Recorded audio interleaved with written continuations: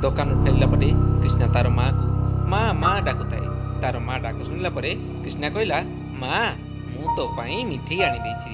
ତାପରେ ତାର ମା ପାଖକୁ ଯାଇ ମିଠେଇଟିକୁ ଖୁଆଇଦେଲା। କ୍ରିଷ୍ଣା ତାର ମା ଆଖିର ଲୁହକୁ ଦେଖି ପଚାରିଲା, ମା କ'ଣ ମିଠେଇ ଭଲ ଲାଗୁନାହିଁ କି? ତାର ମା କହିଲେ, ନାଇଁ ରେ ପୁଅ, ରୋଷେଇ କରୁଥିଲି ତ ଚୁଲିରେ, ସେଇଥିପାଇଁ ଆଖିରୁ ଟିକେ ଲୁହ ବାହାରି ପଡ଼ିଲା। ଏମିତି କିଛି ଦିନ ଅତିବାହିତ ହେଲା ପରେ କ୍ରିଷ୍ଣାକୁ 6 ବର୍ଷର ହେଉଥାଏ।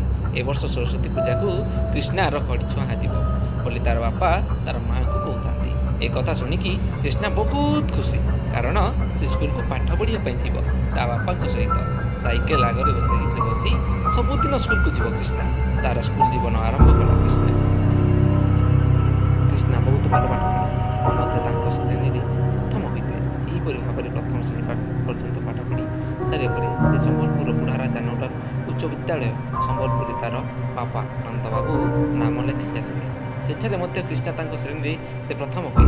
ସେଇଥିପାଇଁ ତାର ମା ବାପା ତା ପ୍ରତି ସେମାନେ ଗର୍ବିତ ଅନୁଭବ କରନ୍ତି। ସେଠାରେ ମଧ୍ୟ ସେ 10ମ ଶ୍ରେଣୀରେ ପ୍ରଥମ ଶ୍ରେଣୀରେ ଉତ୍ତୀର୍ଣ୍ଣ ହେଲା। ସେହି ସମୟରେ ନନ୍ଦବାବୁଙ୍କର ଶିକ୍ଷକତାରୁ ଅବସର ନେବା ସମୟ ହୋଇଯାଇଥିଲା ଏବଂ ସେ ଅବସର ନେଲା ପରେ ତାଙ୍କର ଅବସର ଭତ୍ତା ଟଙ୍କାରେ ଗଙ୍ଗାଧର ମେହେର ସ୍ୱୟଂଶାସିତ ମହାବିଦ୍ୟାଳୟରେ କ୍ରିଷ୍ଣାଙ୍କୁ ଯୁକ୍ତ 2 ବିଜ୍ଞାନ ପ୍ରଥମ ବର୍ଷରେ ନାମ ଲେଖାଇଲେ। ଏଠାରେ ମଧ୍ୟ ଯୁକ୍ତ 2 ବିଜ୍ଞାନ ଦ୍ୱିତୀୟ ବର୍ଷରେ ପ୍ରଥମ ଶ୍ରେଣୀରେ ଉତ୍ତୀର୍ଣ୍ଣ ହେଲା। ସେ ତାଙ୍କ ମହାବିଦ୍ୟାଳୟ ଓ ଜିଲ୍ଲାରେ ପ୍ରଥମ